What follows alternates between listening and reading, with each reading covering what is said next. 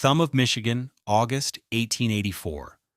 The air hung thick and sweet with the smell of cut pine and curing hay, a deceptive calm before the siege of winter. On his newly proved-up 40 acres, Tapio Ahokas was building something that made no sense. He was not building a cabin. He was building a barn, a vast and seemingly empty shell of rough-sawn timber, far larger than any dwelling needed to be. His neighbors, practical men who measured wisdom in cords of wood and bushels of corn, would stop their wagons on the muddy track to watch. Brewster Cottle, the land clearance contractor whose crews had stripped this very land of its virgin forest, spat a stream of tobacco juice into the dirt. He was a man who understood acreage, board feet, and the unsparing calculus of the county assessor. He watched Ahokas hoist another 16-foot plank into place on the enormous, hollow frame. "Ahokas," Cottle called out, his voice carrying the easy authority of a man who signed paychecks. "You're raising a shed to live in? Or is the cabin coming after?" Tapio, a man of few words and deliberate movements, paused and looked down from his ladder. "This is the house," he said, his Finnish accent sanding the edges off the words. Cottle shook his head, a slow gesture of pity. Two other settlers, Silas Thorne and Jedediah Morse, leaned on their fence posts, sharing in the bafflement. "That's the damnedest waste of timber and land I've ever seen," Cottle continued, his voice rising for the benefit of the others. "You've doubled your footprint, man.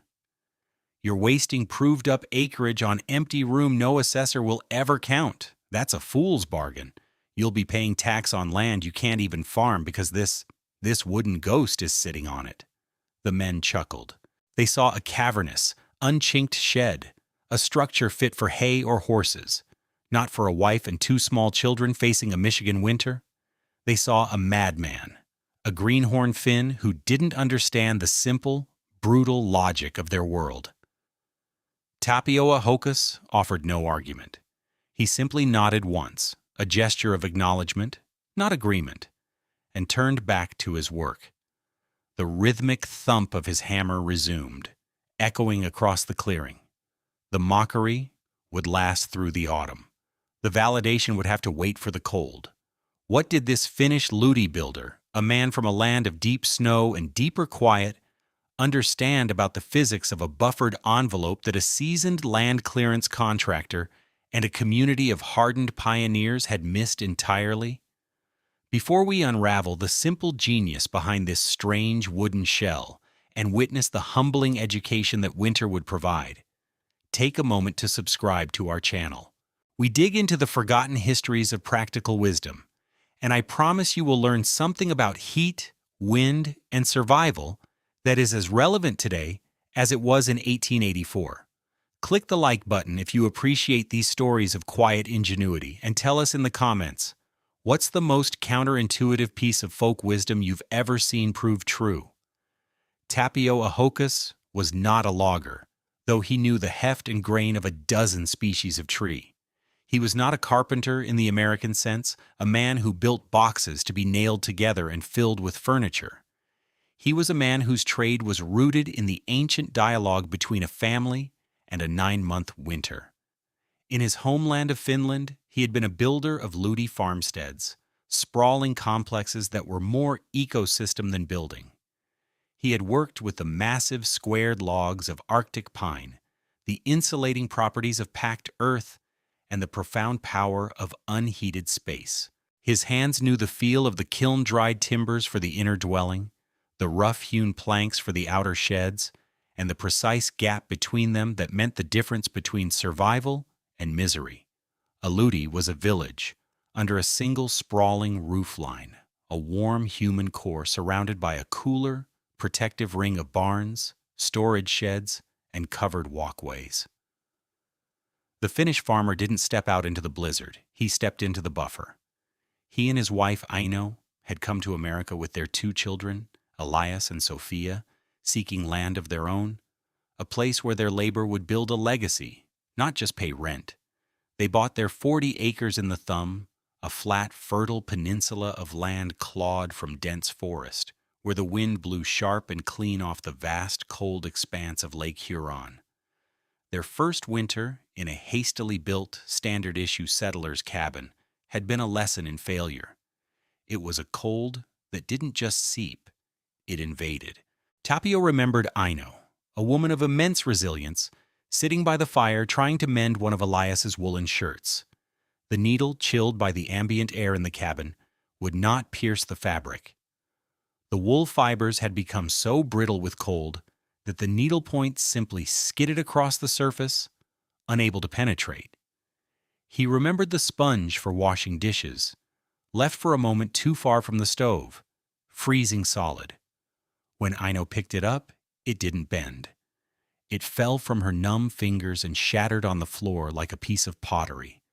Most terrifying were the mornings when the iron door hinges had seized completely, frozen tight to the door frame by the moisture that had condensed and then solidified into pure steel-binding ice. For a few panicked minutes, they were prisoners in their own frigid home. They had survived, but it was a grim, huddled existence, a constant battle fought inches from a cast-iron stove that devoured wood at an astonishing rate. Tapio burned through 7 cords of oak and maple just to keep the temperature above freezing. He knew this was not sustainable. It was not living.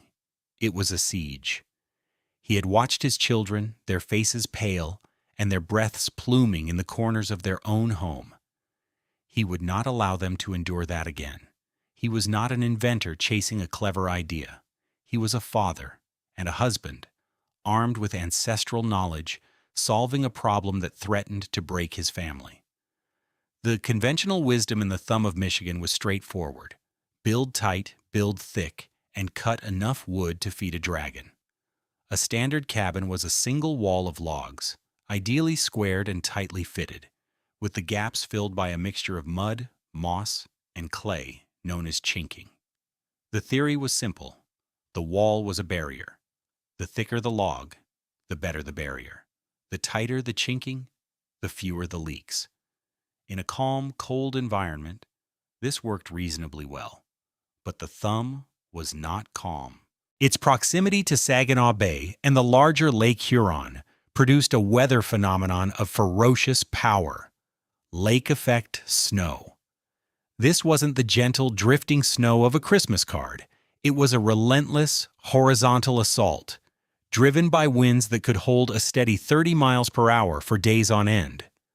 The problem wasn't merely the cold. The problem was the wind. The primary failure of the standard frontier cabin was a concept modern engineers call wind washing.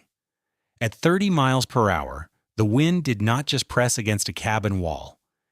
It created a powerful zone of negative pressure on the leeward side. This pressure differential acted like a giant syringe, actively sucking the warm air from inside the cabin right through the microscopic cracks in the chinking, around the window frames, and under the door. The settlers felt this as drafts, but it was something far more sinister. It was the wholesale theft of their heat. A family could have a fire roaring in the stove, generating thousands of BTUs of heat, only to have it vacuumed out into the Michigan winter before it had a chance to warm anything more than a few feet from the firebox. Brewster Caudle, for all his practical experience, saw the problem as one of materials. If a draft appeared, you packed in more mud. If the wall felt cold, you needed thicker logs. He, like everyone else, was fighting the battle at the surface of the wall. In his own well-built cabin, his family spent the winter in a constant state of migration, following the heat from the stove, their lives shrinking to a 10-foot circle in the center of the room. They burned a staggering amount of firewood, a testament not to their comfort, but to their cabin's inefficiency. The endless labor of felling, bucking, splitting, and stacking wood was simply the price of admission for living in the thumb. They accepted it as a law of nature. Tapio Ahokas knew it was not a law, but a design flaw. He knew the wind was the true enemy, more so than the temperature. You could not stop the wind, but you could, perhaps, disarm it. The construction began in late August and became the season's prime entertainment. First, Tapio laid a simple stone foundation for the outer shell. It was a massive rectangle, 30 feet wide and 40 feet long. On this, he erected a post and beam frame from rough sawn pine, the kind of quick, sturdy construction used for a hay barn. The walls were single layers of vertical 1-inch planks with no attempt at sealing the gaps. A gentle slope roof, also of planking, completed the enormous shell. It looked flimsy, drafty, and utterly inadequate as a house. Caudle mockingly called it the Finn's Wind Tunnel. Then, once the great shed was complete, Tapio began to build again, this time inside it. He laid a new, smaller foundation of carefully stacked fieldstone, leaving a uniform gap on all 4 sides between his new foundation and the inner walls of the shed. The gap was precisely measured, 28 inches. On this new foundation, he began to build his actual home, a compact traditional log cabin, 16 feet wide and 26 feet long. He worked with a patient precision that baffled his audience. The logs were smaller than his neighbors used, but he notched them with the care of a cabinet maker. He chinked the gaps meticulously, not with mud and moss, but with a mixture of clay and lime. He prepared himself, pressing it into every crevice until the walls were seamless. Brewster Caudle stopped by one afternoon, shaking his head at the sight of a finished cabin sitting inside a half-built barn. "That's 2 buildings for the price of 1 Ahokas, and only 1 to live in," he said, gesturing at the stacks of timber. "You could have built a proper-sized house with all that wood. Instead, you've got a cabin in a crate." "It is 1 house," Tapio replied quietly, not looking up from his work. He was fitting the frame for the small cabin's single door. Aina watched him work, her trust in him a silent counterpoint to the community's ridicule. One evening, as the children slept in their temporary lean-to, she stood in the 28-inch corridor between the inner and outer walls. "It feels strange in here," she said, "like a hallway to nowhere." "It is a hallway for the wind," Tapio said, running his hand along the smooth inner wall. "The wind will walk this hall. It will not knock on our door." The final piece of the puzzle was the roof. The inner cabin had its own ceiling of thick planked joists. Above this, the cavernous space of the outer shed's roof loomed. Tapio built a rough framework over the cabin's ceiling, and then, to the absolute astonishment of his neighbors, began filling the entire massive cavity, a space 4 feet deep in some places, with hundreds of tightly packed straw bales from his first meager harvest. "My God, he's turning his attic into a tinderbox!" Silas Thorne exclaimed to Caudle. "One stray spark up the chimney and the whole thing will go up like a torch." They saw a fire hazard of epic proportions. Tapio saw millions of hollow stalks, each one trapping a pocket of air, creating a blanket of insulation that would dwarf anything they could imagine. The mockery had reached its peak. The Finn was not just foolish, he was a danger to himself. The physics behind Tapio's cabin in a shed were both simple and profound. He was defeating the 2 primary mechanisms of heat loss, convection, and conduction, by addressing them in separate, dedicated stages. He had, in essence, built a house whose first line of defense was not a wall, but a zone of calm. The outer shed served one primary purpose. It was a windbreak of absolute effectiveness. When the 30-mile-per-hour gales of a lake-effect storm slammed into the vertical planks of the shed, their kinetic energy was dissipated. The wind stopped. Inside the 28-inch buffer zone, the air was almost perfectly still. This completely eliminated the problem of wind washing. There was no pressure differential to suck the heat from the inner cabin's walls. The drafts that plagued his neighbors simply could not form. The most aggressive weapon in winter's arsenal had been neutralized before it even reached the real house. With the air in the buffer zone calm, The only way heat could move through it was via natural convection and radiation, a far slower and less violent process than the forced convection of the wind. Over a few hours, the air in this gap would stabilize, warmed by the slow bleed of heat from the inner cabin and cooled by the frigid outer wall. It would reach an equilibrium temperature. On a night when the outside air was minus 20 degrees Fahrenheit, the air in Tapio's buffer zone might settle at a steady 30 degrees Fahrenheit or even 40 degrees Fahrenheit. This created the second and most powerful advantage. The rate at which a building loses heat is directly proportional to the temperature difference, the delta T, between the inside and the outside. A standard cabin with an interior of 65 degrees Fahrenheit and an exterior of minus 20 degrees Fahrenheit has a delta T of 85 degrees. Every square foot of its wall is fighting an 85-degree temperature gradient.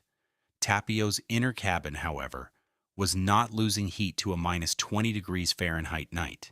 It was losing its heat to the calm 40 degrees Fahrenheit air in the buffer zone.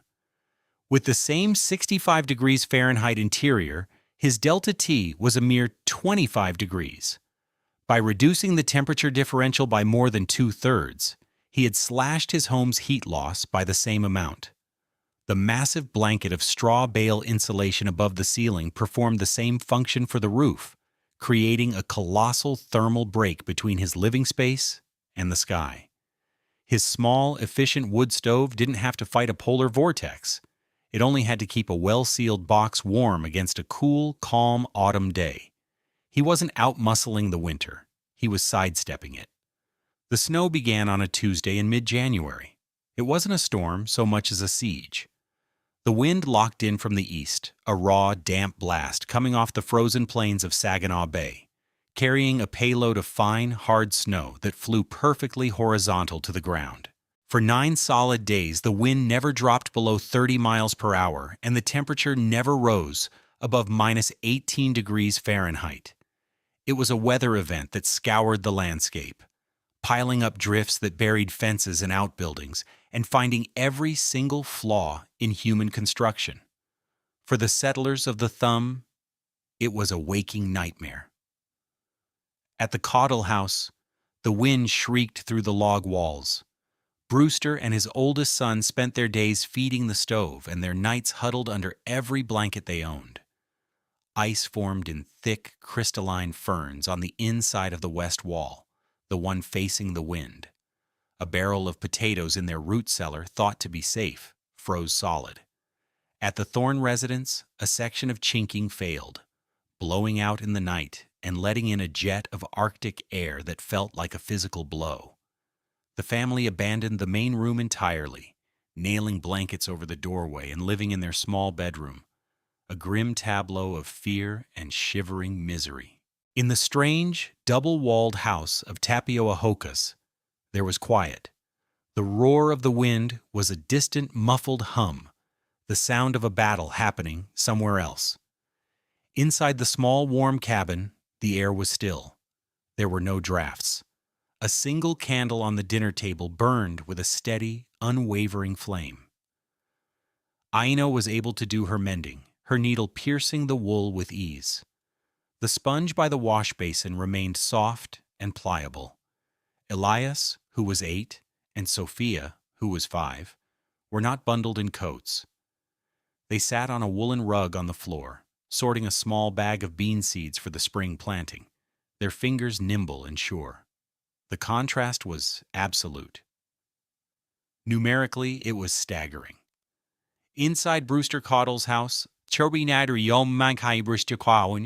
the temperature fluctuated wildly, reaching 50 degrees Fahrenheit near the stove, while plunging to 25 degrees Fahrenheit near the walls. In Tapio's home, a thermometer Aino had brought from the old country registered a placid and unwavering 68 degrees Fahrenheit. From the floor to the ceiling, from the wall by the door to the wall by their beds. The visual contrast was even more stark. At the Morse cabin, a tin cup of water left on a table 6 feet from the fire developed a skin of ice within the hour. On the windowsill of Tapio's inner wall, nestled in the calm air of the buffer zone, a small pot of chives that Ino babied through the winter was not only alive, it was green. The small domestic routines of life, the smell of baking bread, the sound of a child humming, continued, completely insulated from the brutal war being waged just a few feet away. On the 7th day of the siege, the brutal calculus of the cold claimed a victim. Brewster Caudle and his crew were trying to clear a brush pit near the edge of his property, a miserable task made nearly impossible by the wind. One of his draft horses, a powerful but older Belgian, weakened by the unrelenting cold in the barn and stressed by the work, simply collapsed in its harness. It shuddered once and died, its body freezing to the ground in minutes. The loss of a horse was a catastrophic blow, a loss of capital, labor, and pride. Shaken and furious at the world, Caudle sent his men home and began the grim task of protecting his remaining animals. He was hauling heavy wool blankets from his house to the barn, his face a mask of ice, his lungs aching with every breath of super-chilled air. His path took him directly past the strange, silent structure belonging to Tapio Ahokas. He paused, leaning his back against the outer wall of the shed to catch his breath, bracing for the vicious, life-stealing cold he knew from his own cabin walls. He expected the brutal shock of -18 degrees Fahrenheit wood, a cold that felt like it was actively pulling the heat from his bones. But the shock never came. The planking was cold, yes, but it was a dead, neutral cold. It lacked the vicious bite, the bone-sucking energy of every other exposed surface in the valley. It felt like a cellar wall in autumn, not a barrier against a polar vortex. All the fury of the wind was gone, stopped dead by this simple, unchinked wall. He pressed his bare, chapped palm flat against the wood. It was merely cool. Confused, he stumbled around the corner and into the 28-inch gap. The world went silent. The 30-mile-per-hour gale was reduced to a whisper. He stood there, protected, in a pocket of profound and unnerving calm. He could feel the faint warmth radiating from the inner cabin wall. He understood. He walked the few steps to the inner cabin's door and knocked. The sound was small and dull in the buffered space. Tapio opened the door, and a wave of simple, clean warmth washed over Caudle. It wasn't the scorching, dry heat of an overdriven stove, but the gentle, pervasive warmth of a normal room on a normal day. He stepped inside. He saw the children on the floor, the placid candle, the pot of green herbs. His eyes, accustomed to the gloom of his own smoky cabin, took in the scene. Then he saw it. On the deep sill of the inner window sat a pair of thick gray wool socks, presumably left there to dry. They were soft, supple, and perfectly limp. Without a word, Caudle shrugged off the heavy contract bag he carried over his shoulder. He reached inside and pulled out a spare wool sock he kept for emergencies. It was frozen solid. The yarn had become a rigid, unbending material, shaped into the hook-like form it had held when he'd stuffed it in the bag. He walked over to a wooden peg on Tapio's wall and hung the frozen sock from it. It dangled there, a grotesque sculpture of ice and wool, a perfect artifact of the world he had just left. He turned to Tapio, his face a mixture of awe and shame. The mockery of the past 6 months, the confident pronouncements of waste and foolishness, all crumbled to dust. He looked around the small, warm room, at the calm, quiet reality of it. "You didn't build a cabin, Ahokas," Brewster Caudle said, his voice cracking with emotion. "You built a calm day in the middle of a storm." The conversion of Brewster Caudle, the community's most respected and vocal skeptic, was as swift and total as the winter storm. He became the Finns' most fervent advocate. The story of the frozen sock became a local legend, retold in the general store and after-church services. Caudle, a practical man, translated his newfound respect into immediate action. That spring, he began rewriting his standard land clearance contracts. Where before he would have cleared a plot clean, he now specified that stands of trees, or ideally existing outbuildings, should be left standing adjacent to the planned dwelling site, creating natural windbreaks and the potential for buffered zones. The idea spread with the speed of a prairie fire. Farmers who had once seen a ramshackle woodshed as an eyesore now saw it as the first layer of a defense. The Ahokas buffer, or Finn shed, as it came to be known, entered the local vernacular. By the spring of 1885, families in 6 surrounding townships were adapting the principle. Some built covered walkways between their house and barn. Others built new corn cribs, deliberately oversized and placed to shield the northern face of their homes. They were retrofitting an old-world idea onto their new-world reality, and the results were immediate. Fuel consumption across the region plummeted. Tapio Ahokas's quiet innovation anticipated by nearly a century the core principles of modern building science. The concept of the buffered envelope is now a cornerstone of high-performance construction. From the rain screens that protect skyscrapers from wind-driven moisture to the double-stud walls used in ultra-efficient passive house designs. These modern methods use advanced materials, but the underlying physics is identical to what Tapio understood instinctively, that an unconditioned buffer space can dramatically reduce the thermal load on the conditioned living space within. He had built a low-tech 19th-century passive house with nothing more than rough-sawn pine, straw, and a deep understanding of the enemy. The frontier mind, by necessity, was geared toward confrontation. Survival was a direct battle fought against the elements. If the cold was the enemy, the solution was a thicker wall, a bigger fire, a stronger shield. The settlers fought the winter at their doorstep, a brutal, close-quarters combat that consumed their energy and resources. Tapio Ahokas's wisdom was of a different order entirely.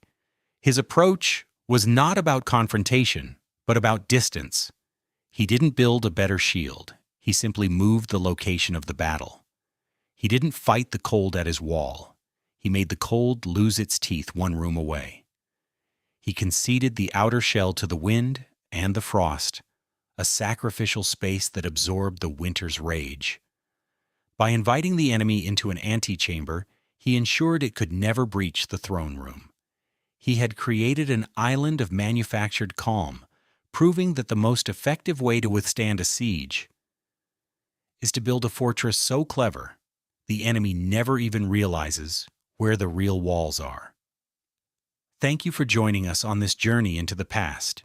If you found this story of ingenuity as compelling as we did, please hit the subscribe button and the bell icon so you won't miss our next exploration of forgotten wisdom. We rely on your support to keep these stories alive.